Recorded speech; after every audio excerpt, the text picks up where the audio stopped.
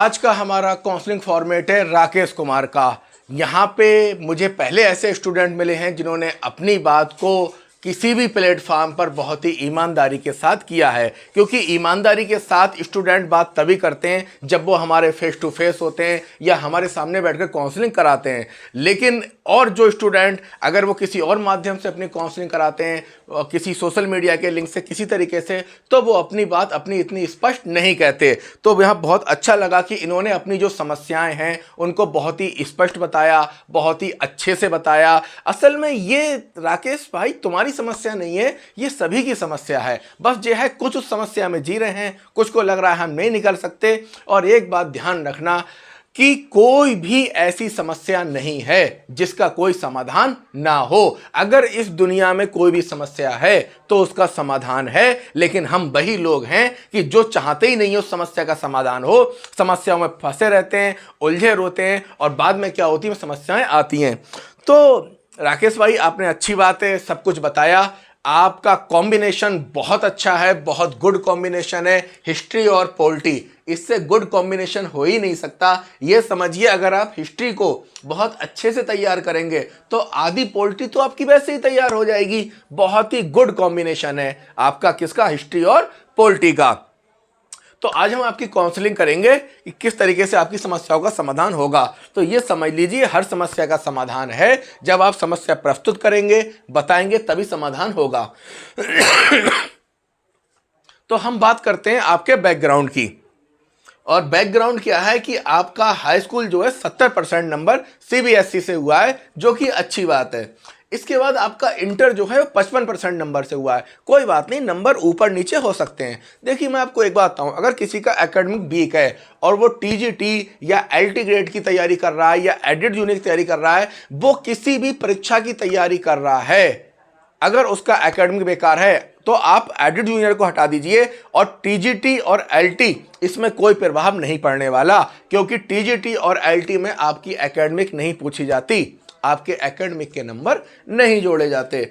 और बीए में आपके 46% है, थोड़ी गंभीर बात है, क्योंकि मैं आपसे वही बात देखो कहता हूं बार बार कि अगर जो आप एलटी की तैयारी कर रहे हो या टीजीटी की तैयारी कर रहे हो तो इसका सीधा संबंध आपकी ग्रेजुएशन के सब्जेक्ट से है।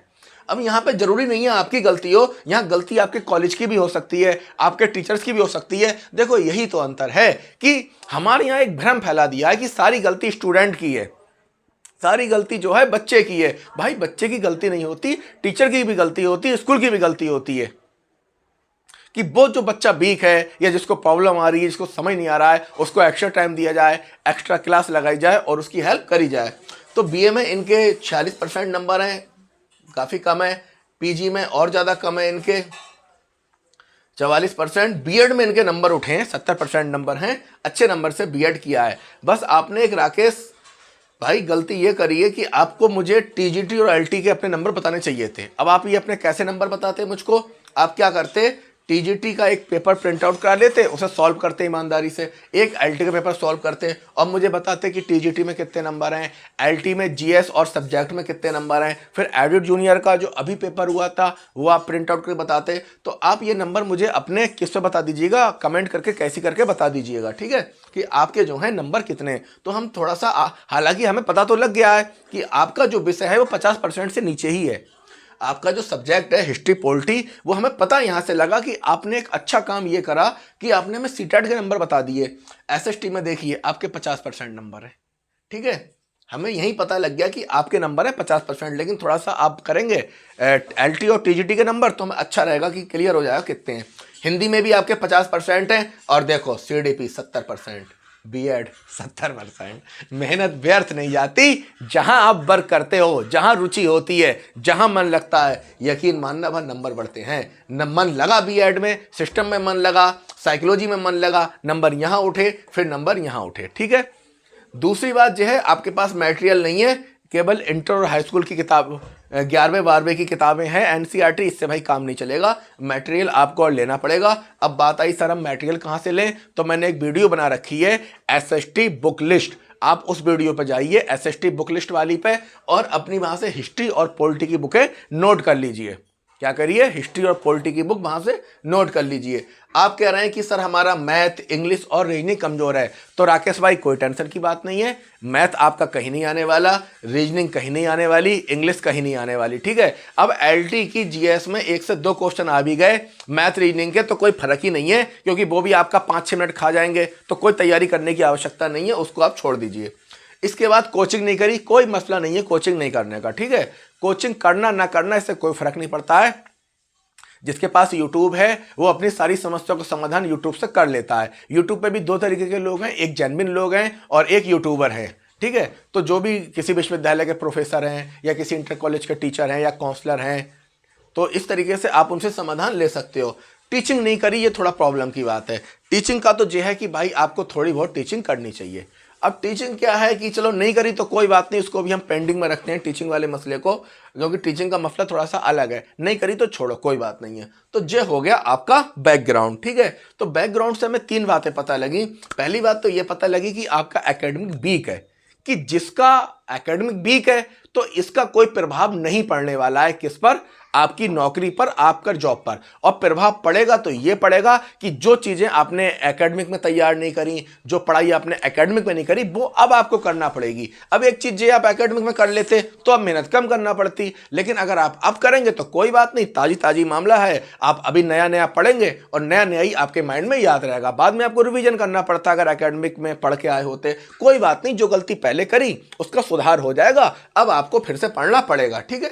तो एक चीज क्लियर हुई। दूसरी बात, जो करंट स्थिति में राकेश क्या है कि आपका जो सब्जेक्ट है वो वीक है। यहां आपको अपने सब्जेक्ट्स को स्ट्रॉन्ग करना है। देखो एलटी ग्रेड में चाहे 2 पेपर हो, चाहे बहुविकल्पी हो, या आपका रिटन एग्जाम हो, कुछ हो, अगर तुमको बैकअप देगा, अगर तुमको पावर देगा, अगर तुमको कोई चीज ताकत देगी पीछे से, और अगर आपको कोई बुरे वक्त में बचाएगा और आपकी कोई नैया पार लगाएगा, वो आपका अपना सब्जेक्ट होगा, वो आपका अपना सब्जेक्ट होगा। हिस्ट्री और पॉलिटी ये आपको निकालेगा बाहर, और ऐसा निकालेगा ना कभी कहीं पे फंसने नहीं देगा। दूसरी बात ये पता लगी कि आपका सब्जेक्ट वीक है, जो कि 50% में। तीसरी बात, आपके पास मटेरियल भी नहीं है, क्वेश्चन बैंक भी नहीं है, तो आपको मटेरियल और क्वेश्चन बैंक लेना पड़ेगा, ठीक है। अब मैथ रीजनिंग कमजोर है भाई, इससे कोई फर्क नहीं पड़ता। टीचिंग नहीं करी कोई बात नहीं, कोचिंग नहीं करी कोई बात नहीं। अब आपकी हम समस्याओं पर बात करते हैं कि आपकी समस्याएं क्या हैं, ठीक है। तो समस्याएं जो हैं वो क्या है कि पहली बात समस्या है कि आपका जो एकेडमिक है वो बहुत ही वीक है। तो भाई कोई ऐसी दिक्कत नहीं है, इस वीक एकेडमिक के नंबर या कोई भी चीज एलटी और टीजीटी में नहीं जुड़ते, ठीक है। ये माइंड से आप अपनी बात निकाल दीजिए कि आपका एकेडमिक वीक है। अब हाँ ये है कि जो आपको एकेडमिक में सीखना चाहिए, जो आपको टॉपिक पढ़ने चाहिए, जो करना चाहिए, तो वो अब आपको अब करना पड़ेगा, ठीक है। अगर आपने इंटर में नहीं पढ़ा, ग्रेजुएशन में नहीं पढ़ा, पीजी में नहीं पढ़ा, तो अब आपको पढ़ना पड़ेगा, ठीक है। तो ये यहाँ पे कोई मसला ऐसा नहीं है। अगला है कि आप ओवर थिंकिंग करते हैं। तो भाई ओवर थिंकिंग तो सभी करते हैं, ऐसा कौन स्टूडेंट है जो ओवर थिंकिंग नहीं करता। और स्टूडेंट की तो बात ही अलग है। अब स्टूडेंट का क्या है, वो बर्तन धो रही हैं, वो कपड़े धो रही हैं, या वो क्या है घर में सफाई कर रही हैं, तब ओवर थिंकिंग नहीं होगी, तब सारे काम ही होंगे। लेकिन जैसे ही वो बच्चा पढ़ाई करने बैठा, वैसे ही समझ लो कि उसके दिमाग में सब बातें आना शुरू हो गई, सारे विचार आना शुरू हो गए, सब कुछ होना शुरू हो गया। ये आपके साथ नहीं, ये सबके साथ होता है ओवर थिंकिंग। पर आपने एक चीज नोटिस करी है, जब आप किसी सिनेमा हॉल में कोई मूवी देखकर आते हैं, या आप अपने मोबाइल में कोई मूवी देखते हैं या कोई सीरियल देखते हैं, फिर ओवर थिंकिंग क्या होती है, उस सीरियल के बारे में, उस मूवी के बारे में, ठीक है। कभी कभी एक 15 सेकंड की रील भी आ जाती है जो कि थोड़ा सा टचिंग होती है, तो वो भी जब आप देखते हैं तो भी आप चिंतन करते हैं कि बताओ ऐसी घटना हुई। जैसे मैंने एक रील देखी, तो उस रील में क्या था कि ये स्थिति थी कि एक पेड़ था। रील में क्या थी, एक इस तरीके से एक पेड़ था, और उस पेड़ में क्या हो रखा था, एक डाली थी जिसपे एक सफेद और काला कबूतर बैठा हुआ था, और उसके आगे क्या था, सांप था, पीछे क्या था, हल्का सा टूटा हुआ था। तो उस तरीके से वो बताना चाह रहा था कि किस तरीके से मुसीबतें, आफतें हमारे आगे पीछे रहती हैं। तो उस रील को देखने के बाद क्या हुआ, चिंतन शुरू हो गया। तो होता क्या है कि हम किसी भी चीज को करते हैं, किसी भी चीज को समझते हैं, देखते हैं, तब ओवर थिंकिंग होती है। तो इस ओवर थिंकिंग का इलाज क्या है, इस ओवर थिंकिंग के 2 इलाज हैं। क्या इलाज है, 2 इलाज हैं। अगर ओवर थिंकिंग से बचना है तो पहला इलाज ये है, ओवर थिंकिंग आप नहीं करते हो, आपका क्या करता है, माइंड करता है। तो आप क्या हो, अपने आप को आत्मा मान लो, आप क्या हो, आत्मा हो, और ओवर थिंकिंग कर रहा है माइंड, उसको ऑब्जर्व करो कि वो ओवर थिंकिंग क्या कर रहा है, और उसको बोल दो कि भाई तू कर ले, मैं नहीं करूंगा, तू कर ले, मैं नहीं सोचूंगा। या तुम अपने आप को किसी और काम में उलझा दो, कोई काम करने लगो, कुछ करने लगो, तो इस तरीके से आप ओवरथिंकिंग से जाओगे। और दूसरी बात यह है कि अब आपके पास क्या है, आपके पास अगर क्वेश्चन बैंक है पुराने 10 साल के, तब आप क्वेश्चन बैंक में टॉपिक देख रहे हो। जैसे आपका पॉलिटी का एक टॉपिक क्या है, जो पॉलिटी है इसका एक टॉपिक है गोपाल कृष्ण गोखले। क्या टॉपिक है? गोखले। अब आपने गोखले को पढ़ा, फिर आप इसके बाद चिंतन कर रहे हो, तो ये क्या होगी? ओवरथिंकिंग। यानी अगर आप अपने कॉन्सेप्ट को पढ़ रहे हो, समझ रहे हो, याद कर रहे हो, देख रहे हो, तो फिर इसके बाद क्या ओवरथिंकिंग नहीं होगी, फिर टॉपिक की ओवरथिंकिंग होगी, फिर टॉपिक का चिंतन होगा जो आपके लिए फायदेमंद होगा। दूसरा, आपके पास क्वेश्चन बैंक है 10 साल के, एलटी के हैं, टीजीटी के हैं, पीजीटी के हैं, यूजीसी नेट के हैं, असिस्टेंट प्रोफेसर के हैं, राजकीय डिग्री कॉलेज प्रवक्ता, राजकीय डिग्री कॉलेज के हैं, और आपके पास प्रवक्ता के हैं। तब आप बार बार उन पर देख रहे हो, उन पे चिंतन कर रहे हो, तो फिर आप ओवरथिंकिंग से बच जाओगे। तो फिर ये ओवरथिंकिंग टेंशन की नहीं होगी, आपके सिलेबस की होगी, आपके क्वेश्चन बैंक की होगी, आपके मटेरियल की होगी। ठीक है, तो इस तरीके से आप ओवरथिंक से बच जाओ। दिमाग ज्यादा भागे तो स्टॉप हो जाओ, स्टॉप हो जाओ और दिमाग को समझाओ, भाई तू सर्च कर, तू देख, मैं कोई बात नहीं देख रहा, मैं कोई बात नहीं सोच रहा। ठीक है, विचार अपने बदल लो। अगली चीज है आपकी कॉन्फिडेंस लो है। तो भाई कॉन्फिडेंस तो लो इसलिए है क्योंकि आपने अपनी समस्याएं खुद खड़ी कर रखी हैं। जैसे आप अपने आप को मानते हो कि आपका क्या नाम है, एकेडमिक वीक है, तो कॉन्फिडेंस तो लो हो ही जाएगा। तो आप अगर इस कॉन्फिडेंस को हाई करना चाहते हो तो अपने माइंड से ये निकाल दो कि आपका एकेडमिक वीक है तो है, क्या करना, हम तो नहीं बदल सकते। दूसरा बात, कॉन्फिडेंस लो क्यों है? क्योंकि आपके पास मटेरियल नहीं है। जब आप मटेरियल ले लोगे, एक से एक बेस्ट बुक ले लोगे, जैसे आपकी पॉलिटी की बीएल फाड़िया की हो गई, पुखराज जैन की हो गई, लक्ष्मीकांत की हो गई, और आपकी डीडी बसु की हो गई, अब ऐसी किताबें आपके पास होंगी, आपकी बुक पे होंगी, टेबल पे होंगी, तो आपका कॉन्फिडेंस खुद ऊपर भागेगा। इसके बाद क्या करोगे, आप पुराने साल के क्वेश्चन देखोगे, फिर मटेरियल को देखोगे, तो ऑटोमेटिक आपका कॉन्फिडेंस लो नहीं होगा, हाई हो जाएगा। ठीक है, तो हाई कैसे होगा? क्वेश्चन बैंक, मटेरियल और ये सब बातें भुला दो। ठीक है, देखो एक चीज समझ लो, तुम पास्ट में जाके कुछ बदल नहीं सकते। ठीक है, वर्तमान में ही कुछ ना कुछ कर सकते हो। ठीक है, जिसका प्रभाव आपको भविष्य में दिखाई देगा। न भूतो न भविष्यति, न भूत होता है न भविष्य होता है, जो है वो वर्तमान होता है। ठीक है, तो आप ये सब छोड़ना, सोचना छोड़ दो। अब इसके बाद आई फ्रस्ट्रेशन। तो ये एक तरीके से अवसाद की स्थिति जो लगभग हर किसी के अंदर होती है। फ्रस्ट्रेशन में हर कोई जी रहा है, पर वो कर क्या रहा है, वो या तो यूट्यूब चला रहा है, या कुछ चला रहा है, या अपने आप को बिजी करा हुआ है। तुम्हें अगर फ्रस्ट्रेशन से बाहर निकलना है तो तुम्हें क्या है, अपने सिलेबस को याद करना है, और तुमको ये देखना है कि तुम्हारा जो सिलेबस है वो किन किन परीक्षाओं में और आ रहा है, इसके अलावा क्या क्या मटेरियल है, क्या क्या पुराने साल के क्वेश्चन है। जैसे मैंने कहा गोखले, तो तुम्हें पता होना चाहिए गोखले में कि आखिरकार अब तक जितने एग्जाम हुए हैं वहां पे गोखले से कैसे क्वेश्चन आया। यानी इसका टॉपिक कौन है? भारतीय राजनीतिक चिंतक, भारतीय राजनीतिक चिंतक और महापुरुष। वो पूरी एक यूनिट है आपकी, किसमें? टीजीटी और एलटी के पॉलिटी में। तो आप इसमें क्या कर सकते हैं, अपने पुराने साल क्वेश्चन दे सकते हैं, और जब इस तरीके से आपके पास मटेरियल भी होगा, आप तैयार करेंगे, तो फ्रस्ट्रेशन आपका खुद खत्म हो जाएगा। असल में फ्रस्ट्रेशन एक स्टेज होती है मन की, जब वैसे ही होती है कि जैसे आप किसी बगीचे में गए, बहुत अच्छे फूल लगे हुए हैं, बहुत अच्छी सब्जियों के क्या हैं, लताएं हैं, वहां पे पेड़ हैं और फलों के पेड़ हैं, आपका मन प्रफुल्लित हो गया, तो ये कंडीशन है। अब आप किसी कसाई खाने में चले गए, किसी कत्ल खाने में चले गए, वूचर खाने में चले गए, वहां जानवरों की हत्या हो रही है, मांस को काटा जा रहा है, वो उल्टा लटकाए हुए हैं, तब आपका एकदम दिमाग खराब हो गया, फिर आप बाहर आ गए, आपका मूड थोड़ी देर में सही हो गया। तो फ्रस्ट्रेशन भी ऐसी है कि कुछ समय की प्रॉब्लम है, बाद में मामला सही हो जाता है। अब इसके बाद है लेजीनेस। तो लेजीनेस भाई इसलिए आपके पास कोई काम ही नहीं है। अगर लेजीनेस को दूर करना है तो मटेरियल ले लीजिए, ठीक है, क्वेश्चन बैंक ले लीजिए, ठीक है, ये आपके पास ये सब मटेरियल होगा। और एक काम और करिए, एक कोई जॉब पकड़ लीजिए। जॉब पकड़ना आपके लिए बहुत जरूरी है, प्राइवेट जॉब किसी भी फील्ड में जिसमें आपको सही लगे। ठीक है, बस शर्त इतनी है कि उसमें आपको 15 से 20 हजार के लगभग अमाउंट मिल जाए। मैं ये नहीं कहता कहां करो, किसी चीज में, जिस फील्ड में भी आपको 15 से 20 का अमाउंट मिले वहां आप जॉब कर लीजिए। जब आप जॉब करेंगे तभी आपकी जो लेजीनेस है और जो समस्या है वो खत्म होगी। अभी हम जॉब वाले टॉपिक पे भी बात करेंगे। ठीक है, तो इस तरीके से आपकी लेजीनेस जो है खत्म होगी। अब जो है घर का माहौल टॉक्सिक है। ठीक है, तो भाई ये हर किसी घर का होता है, क्योंकि घर वालों को आपसे उम्मीद होती है। और आप देखो, एक चीज तुम समझ लो, मैं ये नहीं कह रहा कि तुम गलत हो या घर वाले गलत हैं, मैं तो ये कह रहा हूं कि अगर आपकी जिंदगी खराब चल रही है, आपकी लाइफ में प्रॉब्लम आ रही है, तो उसकी वजह आप हैं। कहीं ना कहीं आपके सिद्धांत गलत हैं, कहीं ना कहीं आपकी आदतें गलत हैं, और कहीं ना कहीं जो आजकल पैसे की समस्या आ रही है, भाई आप 28 साल के हो गए हैं, तो सीधी सी बात है, जब आप 15 के रहे होंगे, 20 के रहे होंगे, 25 के रहे होंगे, तब घर वालों ने आपको पैसा दिया होगा। आपने बीएड किया है तो बीएड में भी आपकी फीस दी होगी, आपने पीजी करा, आपने ग्रेजुएशन किया, इसके अलावा आपने इंटर किया, तो घर वाले तो आपको लगातार पैसे दिए। भाई अब उन्हें आपसे उम्मीद है कि अब आप पैसे आप उनको कमा के दें, अब आप नहीं दे रहे हैं तो भाई प्रॉब्लम खड़ी हो रही है। तो घर का माहौल कोई टॉक्सिक नहीं होता है। जैसे ही आप जॉब करोगे, पैसे कमाने लगोगे, यकीन मानना कि आपकी सारी समस्याएं खत्म हो जाएंगी, तो घर का माहौल जो है ठीक हो जाएगा।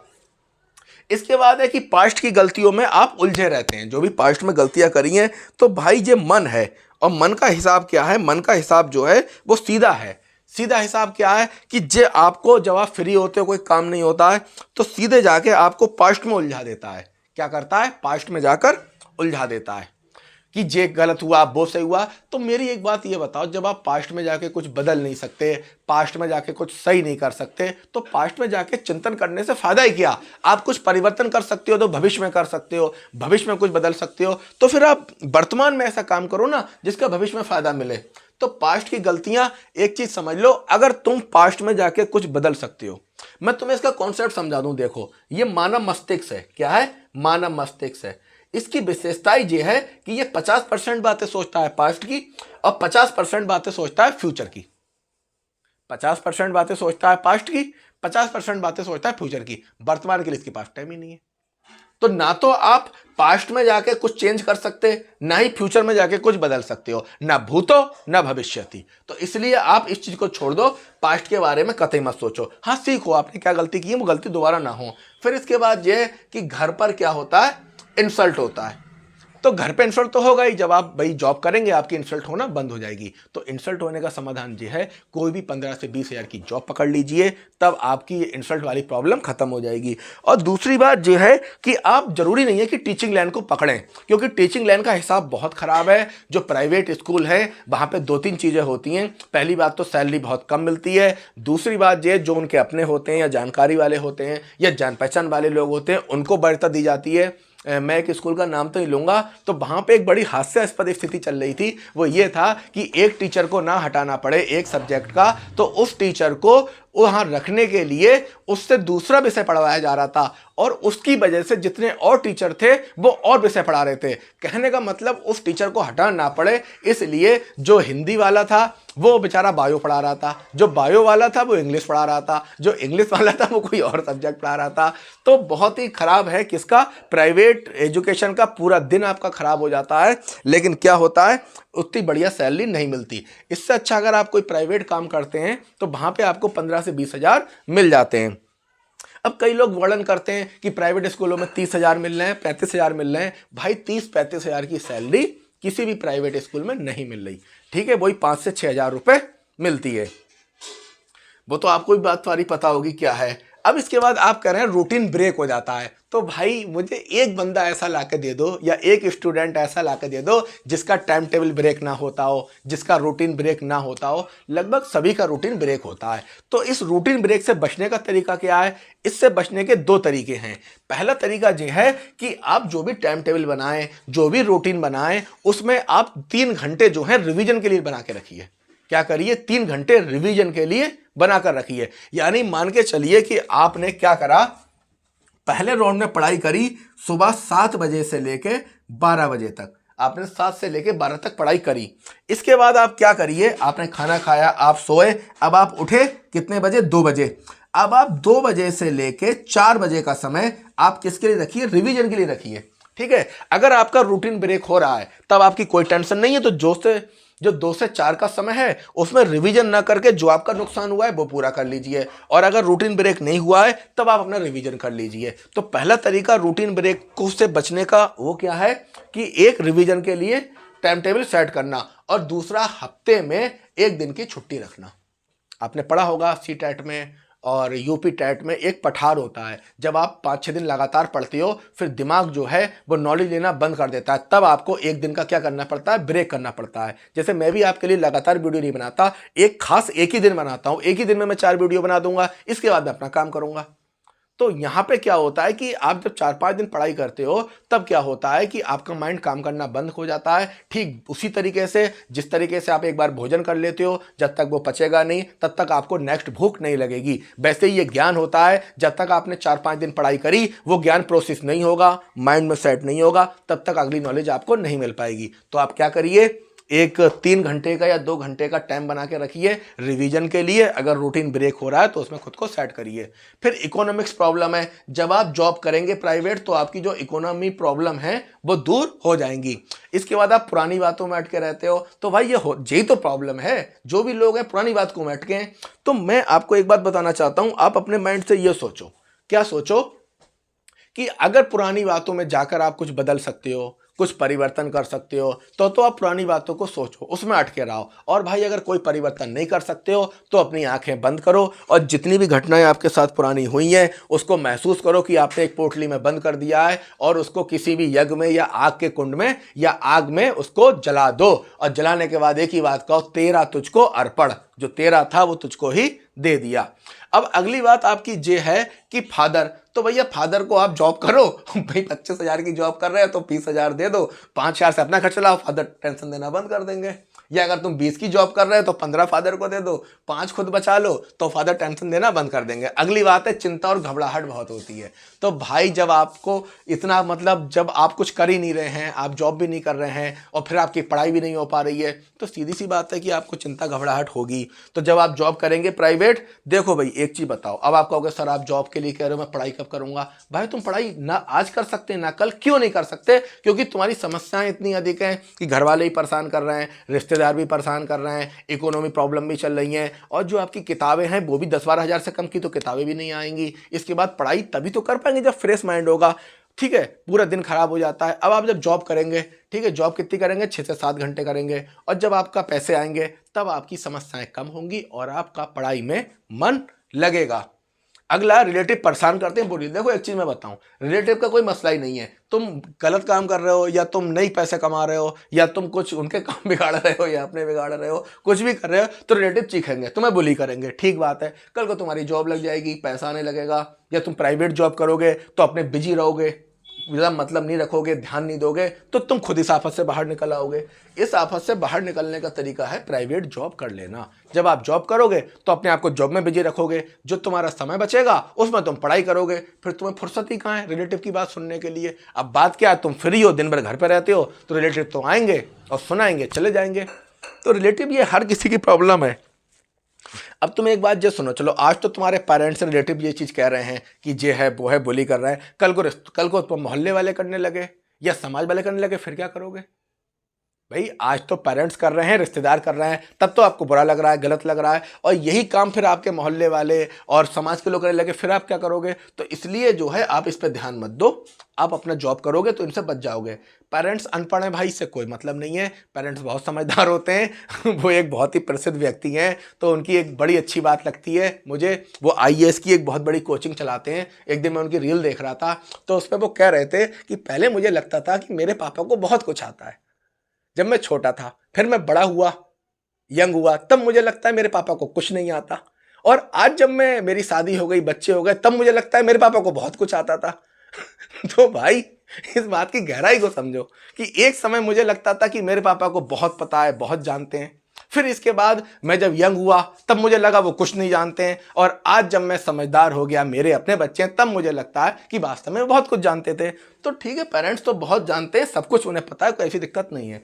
दूसरी बात है कर्ज है, फैमिली पे कर्ज है या आपको भाई पैसे देना है, तो इसका तरीका यही है। देखो मैं तुम्हें एक चीज़ बताऊँ राकेश, गवर्नमेंट जॉब का ये हाल है कि अगर LT का पेपर हो भी गया, TGT का पेपर हो भी गया, जे 1 साल में ज्वाइनिंग दे नहीं पता, जे 2 साल में ज्वाइनिंग दे नहीं पता, ये 3 साल में ज्वाइनिंग दे नहीं पता, हो सकता है ये 10 साल में ज्वाइनिंग दे, ये भी नहीं पता, और हो सकता है ये 6 महीने में ज्वाइनिंग दे दे।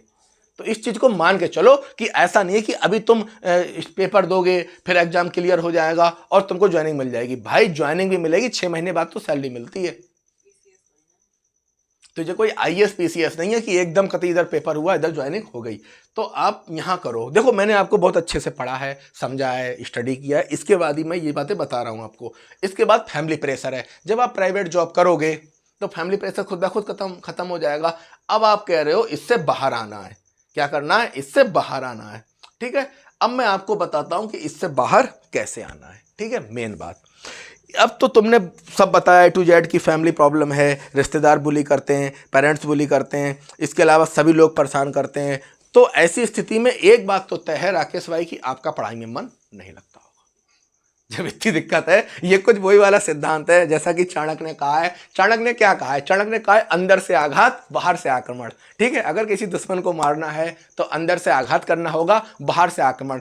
अब बाहर से आक्रमण कौन करेगा? वो पेरेंट्स करेंगे, रिश्तेदार करेंगे, समाज वाले करेंगे और बाहर के लोग करेंगे। और अंदर से आघात कौन कर रहा है? वो पेरेंट्स कर रहे हैं या कोई आपका और रिलेटिव कर रहा है या कोई और लोग कर रहे हैं। तो अब यह स्थिति समझो आपकी, अंदर से आघात, बाहर से आक्रमण, कि आपको बाहर वाले भी टॉर्चर कर रहे हैं, आपको अंदर वाले भी टॉर्चर कर रहे हैं। तो भाई आप कैसे पढ़ाई कर लोगे?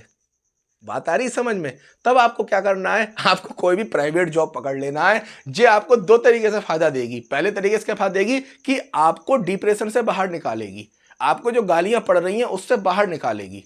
मेरी बात को सीरियस लेना कि जब ये आप प्राइवेट जॉब पकड़ लोगे, क्योंकि ये स्थिति केवल आपके लिए है, ऐसा नहीं है कि सब लोग इस पर ध्यान दें और सब IIT की तैयारी छोड़ के प्राइवेट जॉब पकड़ लें।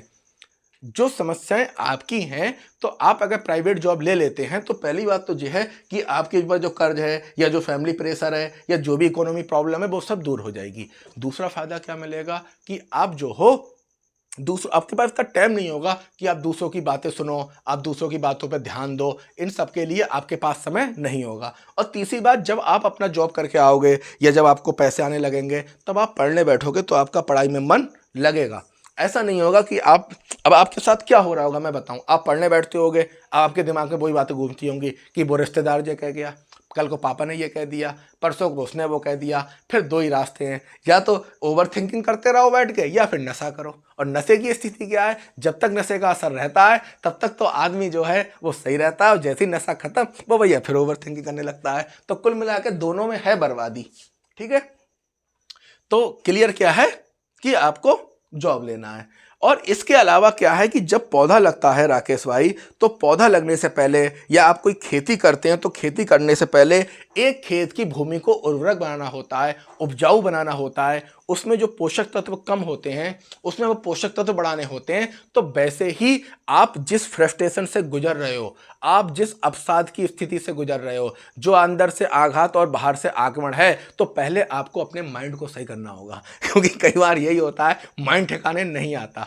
ठीक है, और ये सभी जिन लोगों ने स्ट्रगल किया है, जिन्होंने संघर्ष किया है, वो सभी लोग ये जानते हैं। एक बहुत ही प्रसिद्ध बॉलीवुड के एक्टर हैं मनोज बाजपेयी, तो उन्होंने भी यही स्टेटमेंट दिया था। बोले जब स्ट्रगल चल रहा था सभी गाली दे रहे थे, सब परेशान कर रहे थे, सब जगह प्रॉब्लम थी, तब रश्मि रथी की वही लाइन याद कर ली थी। वही लाइन बोलते थे कि याचना नहीं रण होगा, जीवन जय या मृत्यु का मरण होगा। तो याचना नहीं करना है, सीधे रण होगा। तो रण के लिए खुद को तैयार करना पड़ेगा, युद्ध के लिए। तो करना क्या है आपको? सबसे पहले जो है अपने माइंड को, मस्तिष्क को सही करना है। अब ये मैं बताऊं कैसे सही करना है। ठीक है, अब यहां पे आपके 2-3 सवालों का जवाब मिलेगा। एक मिलेगा बाहर आना है, इसका जवाब, और दूसरा आपको मिलेगा राकेश सही मार्गदर्शन। तो पहली बात समझो कि सबसे पहले आपको मैं एक चीज बताऊं, आपको रॉकेट का सिद्धांत समझना पड़ेगा। ये रॉकेट का सिद्धांत क्या होता है? रॉकेट को तो आप जानते होंगे, जो रॉकेट स्पेस में जाता है। रॉकेट का सिद्धांत ये होता है कि रॉकेट जो पृथ्वी पे होता है और उसको तैयार किया जाता है अंतरिक्ष में भेजने के लिए, तो जो उसका 80% ईंधन होता है वो केवल वायुमंडल, जो ये पृथ्वी का वायुमंडल होता है, इस वायुमंडल से बाहर आने में, यानी पृथ्वी से ऊपर उठने में उसे अपना कितना 80% फ्यूल क्या करना पड़ता है? खत्म करना पड़ता है। जैसे ये आपका क्या है? पृथ्वी है, और ये मान के चलो ये वायुमंडल है, वायुमंडल, और ये यहां पे पृथ्वी है, इस तरीके से। तो रॉकेट का क्या सिद्धांत होता है कि रॉकेट जब अपने स्पेस स्टेशन से यहां से उड़ता है जमीन से, तो जब ये वायुमंडल में जाता है तो इसको वायुमंडल में पहुंचने से पहले पहले 80% फ्यूल दहन करना पड़ता है, और वायुमंडल में पहुंचने पे कितना, 10%। और जब ये वापस आता है तो वापस आ जाता है कितने परसेंट में, 10% में। तो भाई ऐसा क्यों है कि रॉकेट जब उड़ा तो उड़ने में उसको अपना 80% फ्यूल बर्बाद करना पड़ता है, कितना, 80%। और जब वह ऊपर पहुंच जाता है तो 10% में, और जब लौट के आता है तो वापस 10% में। ये 80% फ्यूल इसको इसलिए बर्बाद करना पड़ता है क्योंकि इस पे ग्रेविटी काम करती है। इस पे क्या काम करती है, ग्रेविटी। वो जो पृथ्वी की शक्ति है इस रॉकेट को नीचे खींचती है, और इस रॉकेट को पृथ्वी की शक्ति के विरुद्ध यानी ग्रेविटी के विरुद्ध ऊपर उड़ना पड़ता है, और जिसके लिए इसको क्या करना पड़ता है, 80% ऊर्जा जो है इसका फ्यूल है वो ही खत्म हो जाता है, और फिर ये बाहर निकल जाता है। और एक वो सीमा आती है, जैसे ये पृथ्वी के वायुमंडल को पार करता है, पृथ्वी की गुरुत्वाकर्षण को पार करता है, फिर इस पर कोई ग्रेविटी काम नहीं करती, फिर इस पर कोई गुरुत्वामंडल काम नहीं करता, और फिर ये 10% में ही स्वच्छंद होकर आकाश में उड़ता है। तो जो स्थिति इस रॉकेट की है राकेश, वही स्थिति तुम्हारी है कि जो तुम्हारी 80% ऊर्जा है वो किस में लग रही है, वो ये सोचने में लग रही है कि मेरे घर वाले परेशान कर रहे हैं, क्योंकि तुमको घर वाले खींच रहे हैं, तुमको रिश्तेदार खींच रहे हैं, फैमिली की प्रॉब्लम है, ठीक है, और भी प्रॉब्लम है, फिर इसके बाद ओवर थिंकिंग हो गई, आपका फ्रस्ट्रेशन हो गया, डिप्रेशन हो गया। तो जो आपकी 80% एनर्जी है वो किस में बर्बाद हो गई है, चारों तरफ के एनवायरनमेंट को संभालने में, या चारों तरफ के एनवायरनमेंट को देखने में। तो अब तुम्हारे हाथ में फैसला है कि तुम अपनी सारी एनर्जी चारों तरफ के एनवायरनमेंट को देखने में बर्बाद करोगे या इन सबको इग्नोर करके ऊपर निकलोगे। तो रॉकेट का सिद्धांत समझ में आया कि रॉकेट कैसे काम करता है, कि रॉकेट जब उड़ता है तो उसको 80% ईंधन ही भस्म करना पड़ता है। तो आपको भी अपनी 80% ऊर्जा ही भस्म करना पड़ रही है। तो अब तुम इन सब पर फोकस मत दो, अपने दिमाग को पूरा रिस्टार्ट कर लो, खाली कर लो, ना फैमिली पे ध्यान दो, ना परिवार पे, ना किसी पे। एक प्राइवेट जॉब पकड़ लो, जिससे क्या होगा, पैसे आने शुरू हो जाएंगे, प्लस आपको समय भी कट जाएगा, और आपको जब पढ़ने बैठोगे तब ओवर थिंकिंग नहीं होगी, पढ़ाई में मन लगेगा। तो रॉकेट का सिद्धांत समझ गए कि जिस प्रकार रॉकेट को 80% दहन करना पड़ रहा है, उसी तरीके से आपकी भी ऊर्जा का 80% नुकसान चारों तरफ की समस्याओं से हो रहा है। तो इन समस्याओं से बाहर निकलो, वो इस तरीके से क्या होगा, आपकी एनर्जी बचेगी। दूसरा, आपको दार्शनिक सिद्धांत कुछ अपनाने पड़ेंगे, यानी थोड़ा सा दर्शन का सहारा लेना पड़ेगा, क्योंकि जिस तरीके की डिप्रेशन है, फ्रस्ट्रेशन है, इससे आपको दर्शन ही बाहर निकाल सकता है। मैंने क्या कहा, मैं पौधे की बात करूंगा कि पौधा कैसे लगेगा, फल कैसे लगेगा, लेकिन पहले क्या होगा कि जो आपका गमला है, क्या है, गमला जिसमें ये पौधा लगेगा, इस गमले को आपको क्या करना पड़ेगा, इसकी मिट्टी को उपजाऊ करना पड़ेगा। तो जब ये मिट्टी उपजाऊ हो जाएगी तो फूल खुद ब खुद आएगा। दूसरा काम आपको क्या है, थोड़ा सा दर्शन पढ़ना पड़ेगा, दर्शन के सिद्धांत समझने पड़ेंगे। जैसे दर्शन का एक सिद्धांत है कि ब्रह्म सत्यम जगत मिथ्या। जगत क्या है, मिथ्या है, जगत झूठा है, और ब्रह्म सत्यम है, यानी जो ब्रह्म है, जो आत्मा है वो सत्य है, जो ईश्वर है वो सत्य है, और बाकी जो जगत है वो क्या है, मिथ्या है। पर इसका मतलब ये नहीं है, मैं ये नहीं कह रहा भाई संन्यास ले लो, दुनिया छोड़ दो, हिमालय पे चले जाओ, ये करो वो करो, ऐसा नहीं है। जब तक आपकी जॉब नहीं लग रही है तब तक आपको इस कॉन्सेप्ट को समझना है और मानना है कि ब्रह्म सत्यम जगत मिथ्या, पूरा जगत जो है मिथ्या है, झूठा है, मत उलझो इसमें। वही वाली बात है, जब सपना देखते हो तो भी लगता है ये असली है, उठते हो तो भी लगता है ये असली है। तो दूसरा काम आप ये करो कि आप मान लो जगत मिथ्या है, कब तक, जब तक आपकी नौकरी लग रही। जिस दिन आपकी जॉब लग जाए, अच्छी गाड़ी से घूमना, जगत में ही रहना, जो मर्जी आए वो करना, तो तब आपकी जगत जिंदा हो जाएगा। अगली बात जो है, तुलसी ने एक बहुत अच्छी बात कही है, जो कि बिल्कुल राकेश आपके लिए मानो लगती है कि तुलसी बुरा ना मानिए सोए पागल कह जाए। तो पहली बात तुलसी की आप मानिए, बाबा तुलसी क्या कहते हैं कि कोई भी आपको बुरा कह जाए या पागल कह जाए, आप बुरा ना माने। और कबीरदास, इन्होंने भी यही दर्शन दिया है कि अपनी राह तू चले कबीरा। भाई आपको 3 ही काम करना है, एक प्राइवेट जॉब करना है, एक अपनी स्टडी करना है, ठीक है। तीसरा जो है वो अपना भी थोड़ा ध्यान रखना है, जैसे आप लेजीनेस हैं तो थोड़ी एक्सरसाइज कर लीजिए, घूम लाइए, ठीक है, या मन को अपना थोड़ा ठीक रखिए। तो आपको क्या करना है, प्राइवेट जॉब करना है, अपनी स्टडी करना है, और अपनी बॉडी पे ध्यान देना है, ताकि आपको थकावट या फ्रस्ट्रेशन ना हो। तो कबीर भी कहते हैं अपनी राह तू चले कबीरा। इसके बाद आप यूट्यूब देखते होंगे, आपके पास मोबाइल होगा, तब एक चैनल आता है यूट्यूब पर बहुत अच्छा, उपनिषद गंगा। उपनिषद गंगा में बहुत सी वीडियो आती हैं जो उपनिषद की होती हैं, अच्छी अच्छी कहानियाँ होती हैं। तो यूट्यूब पर जाकर आप उपनिषद गंगा चैनल को सब्सक्राइब कर लीजिए और वहां पे जाके उसकी वीडियो देखते रहिएगा। तो ये उपनिषदों को लेके बनी है, ठीक है, इसमें कहानियां होती हैं। जैसे एक बार क्या होता है, एक नौकरानी होती है, राजा के यहाँ एक नौकरानी रहती है। तो वो नौकरानी का बेटा जो है वो अपनी माँ से मिलने आता है। अचानक उसकी नज़र जो है वो राजकुमारी की पड़ती है। फिर वो क्या कहता है नौकर अपनी माँ से कि मैं शादी करूँगा तो राजकुमारी से करूँगा, अन्यथा करूँगा नहीं। अब वो माँ बहुत परेशान हो जाती है। तो जो रानी होती है वो उस नौकरानी को बुलाती है कि भाई क्या प्रॉब्लम है। तो वो नौकरानी पूरी बात बताती है कि महारानी ऐसी ऐसी बात है, मेरा बेटा आपकी पुत्री को पसंद करता है और विवाह की जिद कर रहा है। तो महारानी बोली ठीक है, हम आपके बेटे की शादी करा देंगे, कोई दिक्कत नहीं है, पर आपके बेटे को 6 महीने तक वही करना पड़ेगा जो हम बताएंगे। तो वो नौकरानी बोली ठीक है, मैं अपने बेटे को भेज दे रही हूँ, आप करो। तब उनने क्या कहा कि एक शर्त है, उस लड़के से यह कहा महारानी ने कि एक शर्त है, आप वो एक शर्त पूरी कर लो तो हम अपनी बेटी की शादी आपसे कर देंगे। तब क्या शर्त रखी उसने कि मैं आपको कुछ लिटरेचर देती हूँ, उपनिषद का, वेदांत का, ठीक है, और साहित्य का लिटरेचर देती हूँ, आपको ये पढ़ना है 6 महीने के लिए। अगर आप 6 महीने तक इसको पढ़ लिए और इसके बाद मैं आपका एक टेस्ट लूँगी, आप इस टेस्ट में पास हो गए तो अपनी लड़की की शादी मैं आपसे करा दूं। तब उस युवक ने 6 महीने तक निरंतर दर्शन का अध्ययन किया, वेदों का अध्ययन किया, उपनिषदों का अध्ययन किया। 6 महीने का समय पूरा हुआ होने के बाद महारानी आई और उन्होंने उसका टेस्ट लिया और देखा वो टेस्ट में पास हो गया। अब महारानी ने कहा ठीक है, अब मैं अपनी पुत्री का विवाह तुम्हारे साथ करना चाहती हूँ, अब तुम कर सकते हो। तब वह युवक बोला किस पुत्री का विवाह? बोले वही पुत्री, वही राजकुमारी जिस पर तुम मोहित थे, जिसकी सुंदरता तुम्हें बहुत अच्छी लगती थी। तब उसने कहा ब्रह्म सत्यम जगत मिथ्या है, इस संसार में सब कुछ अनश्वर है, सब कुछ क्या है, अस्थिर है, कुछ भी स्थिर नहीं है, कुछ भी अमर नहीं है, ये कोई सुंदरता नहीं है। सुंदरता जो है वो आत्मा की है, ज्ञान की है। इस ज्ञान में जो मुझे आनंद आया, अब मुझे समाज में अच्छा नहीं लगता, मुझे अब इस संसार में अच्छा नहीं लगता, मुझे लीन हो जाने दो ब्रह्म में, अब मुझे कोई विवाह नहीं करना। उसके दिव्य चक्षु खुल गए और आगे चलकर वो एक वेदांत का बहुत बड़ा दार्शनिक बना और उसने वेदांत की बहुत ही पुस्तक लिखी, महान वेदांतियों में उसका नाम आता है। और इस तरीके से कहने का मतलब ये है कि धीरे धीरे जब आपका माइंड चेंज हो जाता है तो एक समय तक जो चीज़ें आपको अच्छी लगती थी, जो वस्तुएं आपको सुख देती थी, फिर उसमें मज़ा नहीं रहता, फिर मज़ा आपको कहीं और ही आता है। तो इस प्रकार से अपना माइंड सेट करने के लिए आप उपनिषद गंगा की बहुत सी ऐसी स्टोरियाँ हैं। जैसे एक स्टोरी है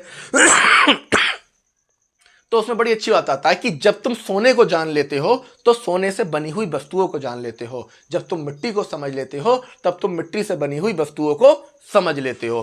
तो इस तरीके से आप क्या करिए, उपनिषद गंगा की वीडियो देखिए।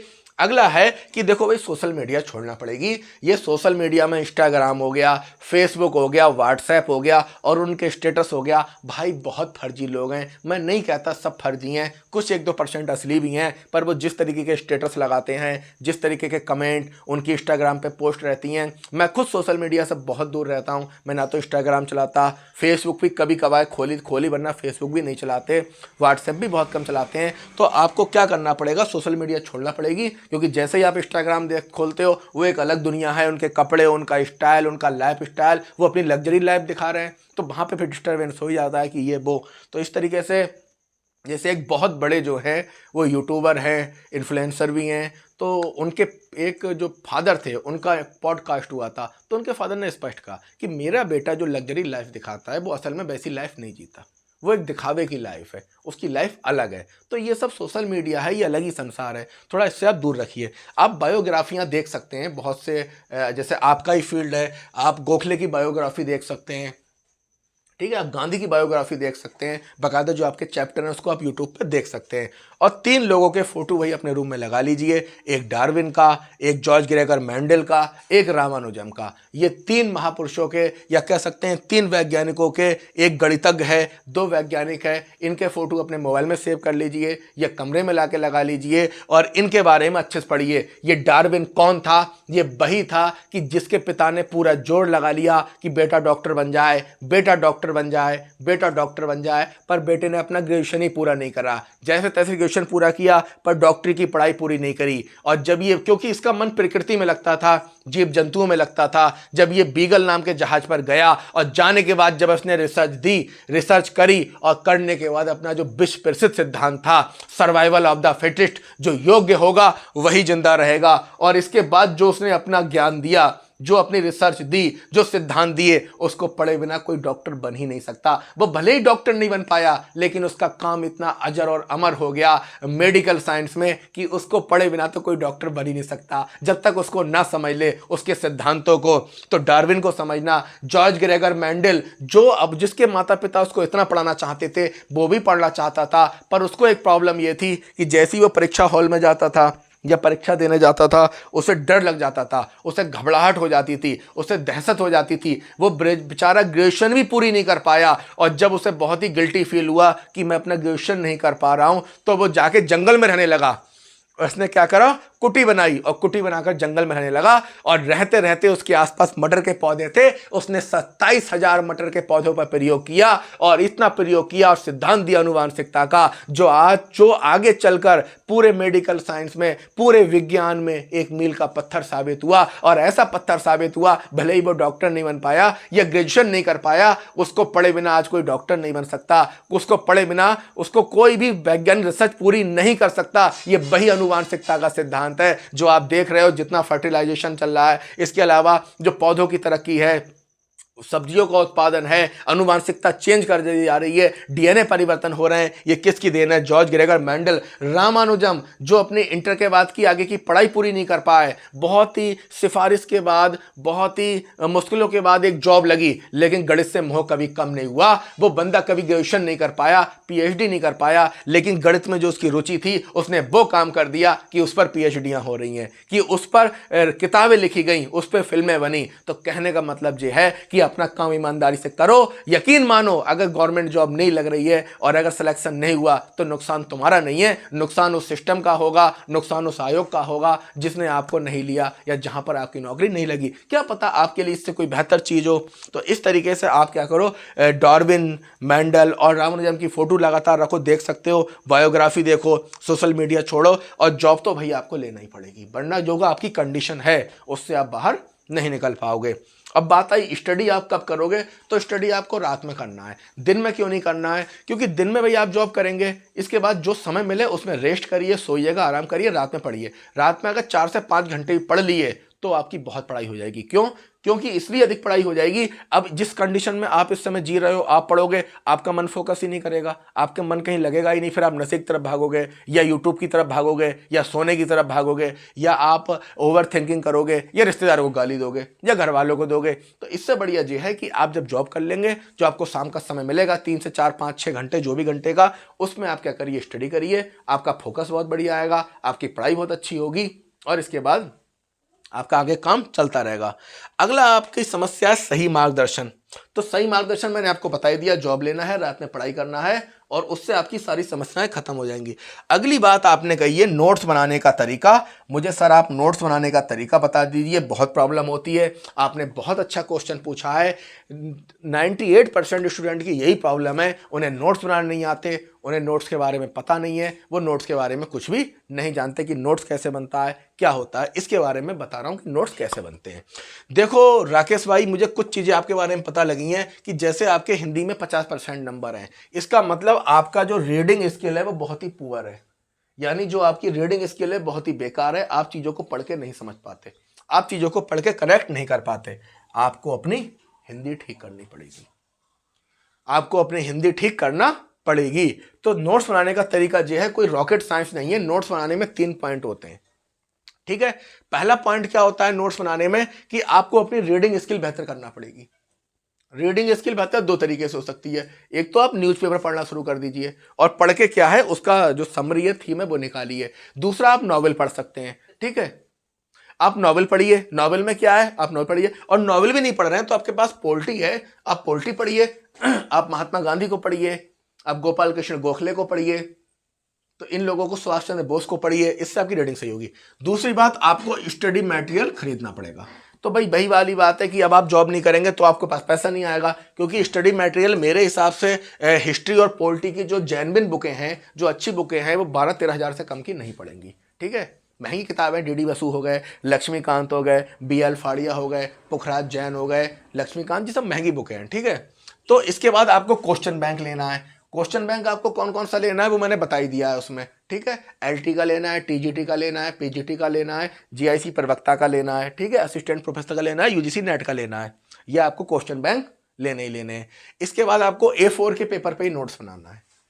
A4 के पेपर में नोट्स क्यों बनाना है? वो इसलिए बनाना है कि गड़बड़ होगा तो काट पीट कर लेंगे, फिर प्रॉब्लम आएगी तो नया बना लेंगे, रफली को फिर फेयर कर लेंगे। इसके बाद आपको चिंतन करना है क्वेश्चन बैंक पे, फिर एनालिसिस करना है कि आपको एनालिसिस ऐसे करना है कि क्वेश्चन पहले समझना पड़ेंगे। जैसे एक टॉपिक है गोखले, यानी आपकी यूनिट है पॉलिटी में, एलटी ग्रेड टीजीटी दोनों में जो यूनिट है भारतीय राजनीतिक चिंतक, और उसका जो पहला टॉपिक है वो है गोपाल कृष्ण गोखले। गोपाल कृष्ण गोखले। तो करना क्या है राकेश भाई कि गोपाल कृष्ण गोखले को पढ़ना है।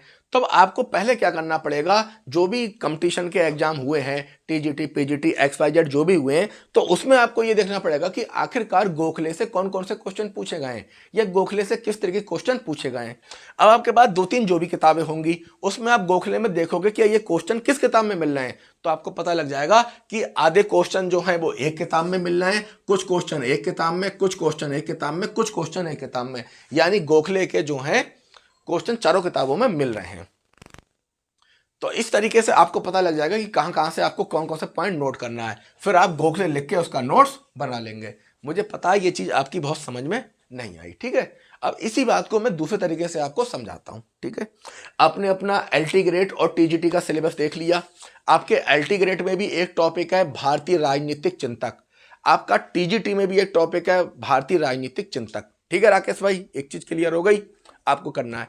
अब इसका पहला टॉपिक क्या है, गोपाल कृष्ण गोखले। दूसरा क्या है, महात्मा गांधी। तीसरा क्या है, बाल गंगाधर तिलक। चौथा क्या है, सुभाष चंद्र बोस। पांचवा क्या है, महात्मा गांधी। तो इस तरीके से आपका चलता रहेगा। तो आपको क्या करना है, नोट्स बनाने के लिए सबसे पहले जो टॉपिक है उस टॉपिक में, जैसे आपका टॉपिक क्या हो गया, गोपाल कृष्ण गोखले, तो भाई इसकी प्रस्तावना बहुत अच्छे से पढ़ना है, इसकी भूमिका बहुत अच्छे से देखना है, क्योंकि जो भी आप नोट्स बनाने जा रहे हो, जिस टॉपिक का बनाने जा रहे हो, वो इस पर डिपेंड करेगा कि उसमें रुचि आपकी कितनी अच्छी है या उसमें रुचि आपकी कितनी बेहतर है। यानी आपकी रुचि अगर बहुत बेहतर उसमें हुई, आपका इंटरेस्ट आ गया, तो यकीन मानना कि टॉपिक आपका पूरा बन जाएगा, वरना आप फड़फड़ाते रहोगे, परेशान रहोगे, आपको कोई मजा नहीं आएगा और आप अपना नोट्स नहीं बना पाओगे। तो पहला काम नोट्स बनाने के लिए क्या करना है, ये सभी विषय में है कि जिस टॉपिक का नोट्स बनाना है उसकी आप जो है वो क्या करें, प्रस्तावना या भूमिका बहुत अच्छे से देख लें, ताकि आपकी उसमें रुचि आ जाए। अब बात आई, सर ये हम प्रस्तावना भूमिका कहां से देखेंगे? कुछ मत करिए, अपने मोबाइल का इंटरनेट खोल लीजिए, क्रोम या गूगल पे चले जाइए और इतना टाइप कर दीजिए गोखले विकिपीडिया, गोखले विकिपीडिया। तो गोखले जब विकिपीडिया खोलेंगे तो गोखले के बारे में कुछ कहानियां हैं, कुछ जानकारियां हैं, वो आने लगेंगी। जैसे जैसे आप उसको पढ़ोगे आपकी रुचि और इंटरेस्ट गोखले के बारे में बढ़ने लगेगा। जैसे गोखले की एक कहानी ये है कि एक बार क्या होगा, स्वतंत्रता का आंदोलन चल रहा था, तो जो ब्रिटेन का प्रधानमंत्री थे उन्होंने अपना एक जो है वो कह सकते हैं जासूस या सचिव या अपने एक सचिव को इंडिया भेजा। बोले तुम सीक्रेट तरीके से थोड़ा सा देख के आओ कि इंडिया में आखिरकार माहौल क्या चल रहा है, इंडिया में क्या चल रहा है, क्या नहीं चल रहा है, ये तुम देख के आओ। कहां पे, इंडिया में। क्या हम लोग टिक पाएंगे, नहीं टिक पाएंगे, क्या करेंगे, इसको तुम जाके जानकारी करके आओ।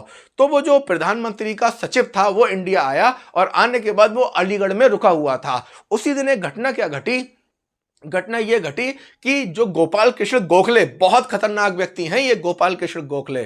कौन है ये गोपाल कृष्ण गोखले? महात्मा गांधी के राजनीतिक गुरु और रानाडे, जो महादेव रानाडे उनका शिष्य है, महादेव रानाडे का शिष्य है और महात्मा गांधी का राजनीतिक गुरु है। कौन है? गोपाल कृष्ण गोखले। ये घोषणा करते हैं, इनको स्टूडेंट बुलाते हैं कि आप जो है अलीगढ़ विश्वविद्यालय में आइए।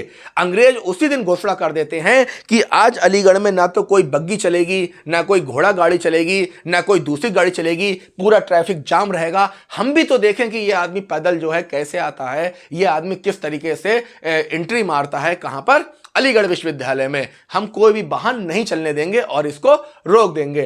उसी जो अलीगढ़ विश्वविद्यालय है वहीं पर जिन छात्रों ने इनको इनवाइट किया था या उनको पता लगा था, इनवाइट तो नहीं किया था उन छात्रों को पता लगा था कि गोपाल कृष्ण गोखले आ रहे हैं। उनकी प्रसिद्धि देखिए, उनकी छाया देखिए, उनकी छाप देखिए, उनका जलवा देखिए कि जैसे ही उन स्टूडेंटों को यह बात पता लगती है कि गोपाल कृष्ण गोखले आ रहे हैं और सरकार ने उनके लिए बग्गी बंद कर दी है, सरकार ने उनके लिए गाड़ी बंद कर दी है, तो जो घोड़ा बग्गी होती है वो उसके घोड़ों को निकाल देते हैं और स्वयं ही घोड़ों की जगह पर लग के बग्गी लेकर उनको स्टेशन पहुंचते हैं और पहुंचने के बाद गोपाल कृष्ण गोखले को उस बग्गी पर बैठालते हैं और घोड़ों की जगह खुद ही उसमें जुट जाते हैं और उनको जो है अलीगढ़ विश्वविद्यालय के स्ट्रेची हॉल तक लेकर आते हैं और कहते हैं गोपाल कृष्ण गोखले जिंदाबाद। और जब ये दृश्य जो प्रधानमंत्री का सचिव देखता है तो वो दंग रह जाता है कि जब मैं आया तो मेरे लिए कोई गाड़ी नहीं थी, ये कौन प्रभावशाली व्यक्ति है जिसको लेने के लिए घोड़ा गाड़ी गई और उसमें घोड़े नहीं थे।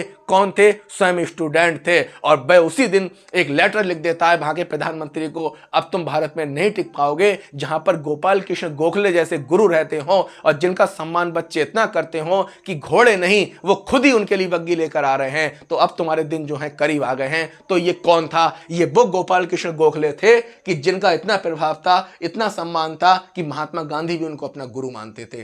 तो अब मैंने आपको ये बात बताई राकेश, अब आपका क्या इंटरेस्ट बढ़ गया कि बताओ ऐसा स्वतंत्रता संग्राम का हीरो कि जिसकी इतना जलवा है और जो कौन है, महादेव रानडा का शिष्य है, महात्मा गांधी का राजनीतिक गुरु है। महात्मा गांधी ने हाथ जोड़ दिए। हुआ क्या जब महात्मा गांधी कूदे, महात्मा गांधी ने क्या करा, एकदम एंट्री मारी भारतीय राष्ट्रीय आंदोलन ने। गोखले ने कहा रुक जाओ, गलती मत कर देना।